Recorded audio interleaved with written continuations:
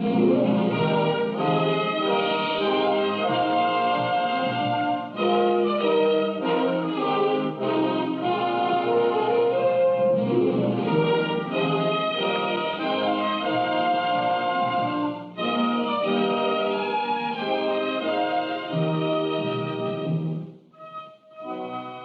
is Buffalo, the second largest city in New York State. Strategically located at the eastern end of Lake Erie, it early was given the title of the Queen City of the Lakes. Buffalo is a bustling community and serves as the hub of the Niagara frontier. Its dynamic development results from an unusual diversity of industry. It harbors the sixth largest great lakes port imports and exports, and it is the gateway for traffic to and from the west.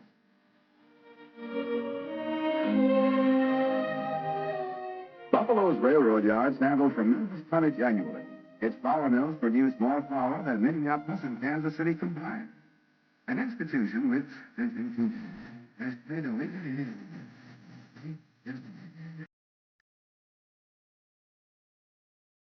It depends on many things: integrity, just plain honesty, service in the cause of good government, skilled craftsmen, reporters and editors devoted to their calling.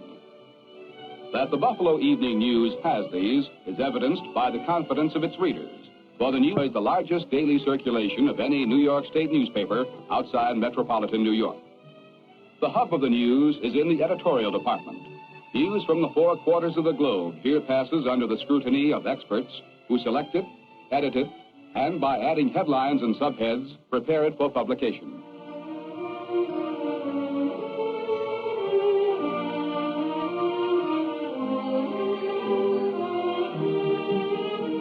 Here in this nerve center, moments after big news happens anywhere in the world, the story is received on teletype machines, and then the news editorial staff begins working on the story.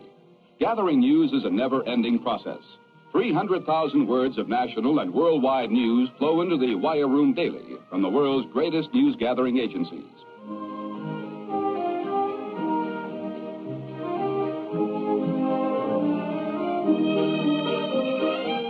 The city editor's desk is the focal point for local news coverage. Stories come continually from the many reporters who cover regular beats. Other stories are assigned by department editors. Every possible lead is followed, where a news story must present facts completely, accurately, and on top of that, it is the responsibility of reporters to get behind the facts and to explain what they mean. Here, a photographer is dispatched to get a picture to supplement the reporter's story. As deadlines for the 8 daily editions of the News come up, stories pour in from all sources. Yet the competent editors are quiet and poised. It is a scene of intense but orderly activity.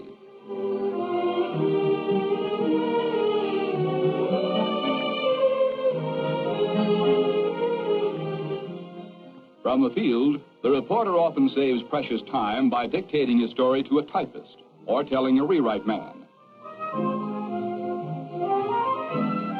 It then goes to the city editor, page by page, paragraph by paragraph, or if time presses, sentence by sentence.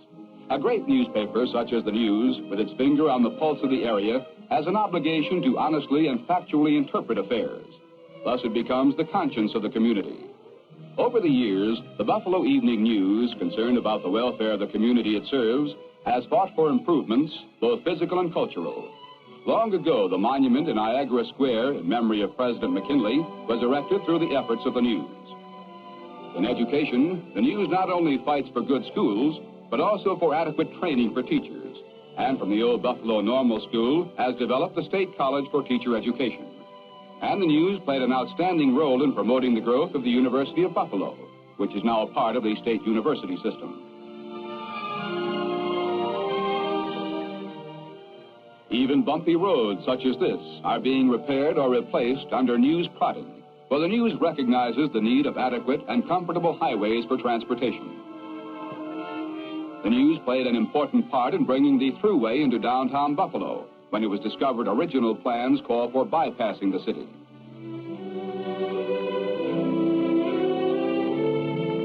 Facilities for recreation have had News support from the days when it helped wrest Niagara Falls from private commercial interests on through to the establishment and expansion of the great Erie County Park System.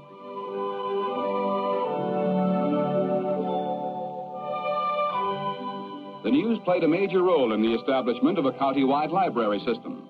Back in the days of streetcars, the Buffalo Public Library was already bulging with books. Not only was the library trying to serve Buffalo residents, but also residents of Erie County.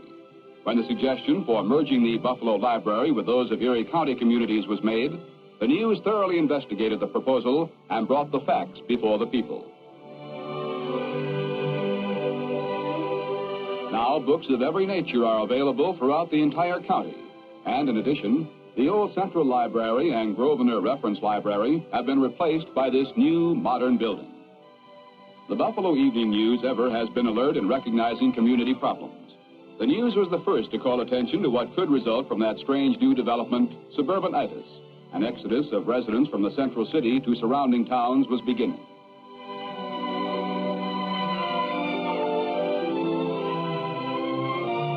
Unoccupied buildings in the downtown area were being demolished, but the News pressed for urban renewal and downtown development.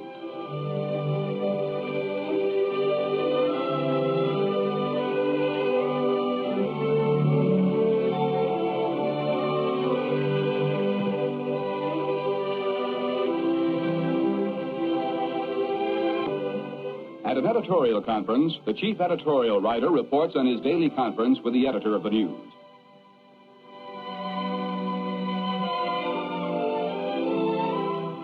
It was from such conferences that research was started which resulted in the News years ago supporting such community projects as converting the city hospital into a county-wide hospital, placing the health and social welfare departments under county jurisdiction, and finally vigorously advocating the reorganization of county government under an executive setup. Not only through the written word, but also through cartoons, taxpayers are given a realistic approach to the problems confronting city, state, and nation by Pulitzer Prize-winning cartoonist Bruce Shanks. Another campaign spotlighting the Erie County welfare situation won another Pulitzer Prize. But back to the production of your evening newspaper. Copy prepared by editorial staff is fed to the composing room, where it is distributed to skilled linotype operators who set it into type, a line at a time.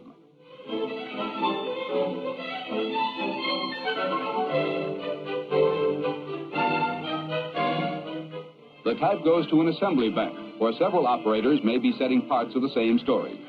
Here the type is assembled. Then proofs are pulled so that proofreaders may research for errors, and then the makeup men put the type in place on the page. Advertisements with illustrations and text are carefully fitted into place, and the page, which represents the efforts of many, is put together. But this type actually never goes on the printing presses.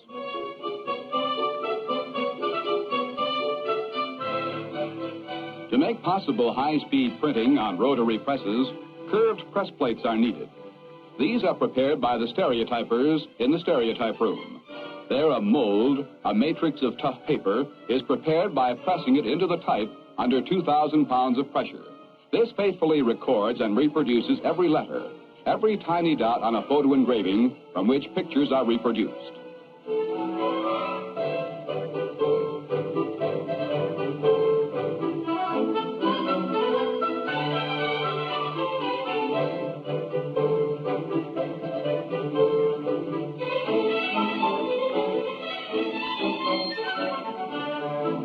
These mats are rushed to the casting department, where stereotypers fit the page mats against a curved form into which molten lead is poured.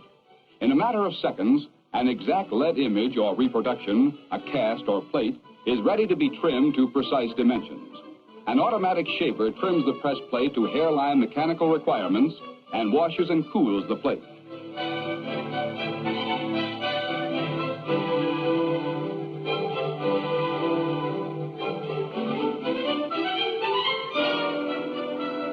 From this point, it moves to the press room on an automatic conveyor. The pressmen at each press lock them on cylinders.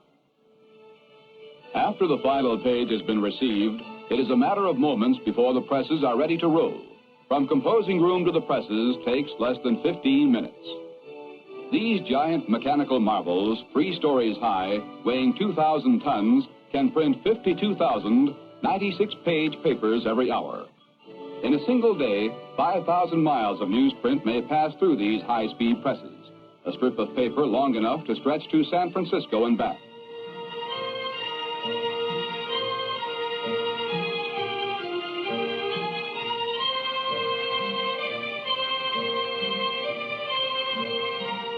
When the end of one of the 1,600-pound rolls of paper is reached, without slowing the presses, a new roll of paper automatically turns into position and is pasted to the depleted reel.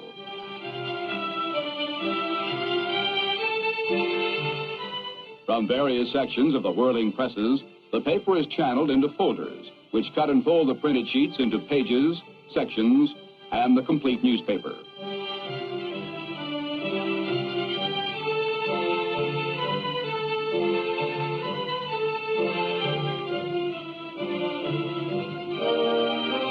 The presses can be adjusted to slant every 25th or 50th paper, so that as they reach the mailroom, the handlers can assemble bundles of the desired size for distribution to stores, newsstands, and carrier boys. By conveyor belt, the papers move quickly to the mailroom or distribution center. This is the only time the papers are handled until they reach the delivery trucks. Deft hands make up bundles. They pass through this machine, which binds each stack with wire, and then it is pushed down one of the 4 spiral chutes to the truck loading platform. Even the loading process is automatic. Controlling the flow of bundles to the truck, this man, by the flip of a switch, can designate the route that bundles take as they come from the chute. The papers arrive in the delivery truck, ready for distribution to newsstands, carriers, stores, and other dealers throughout Buffalo, western New York, and nearby Pennsylvania.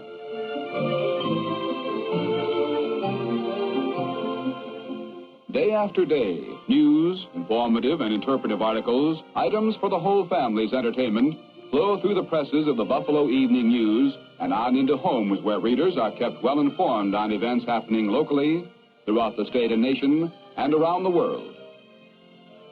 Because it is dedicated to the highest standards of journalism, the Buffalo Evening News is regarded by journalists, businessmen, educators, and students as one of America's great newspapers.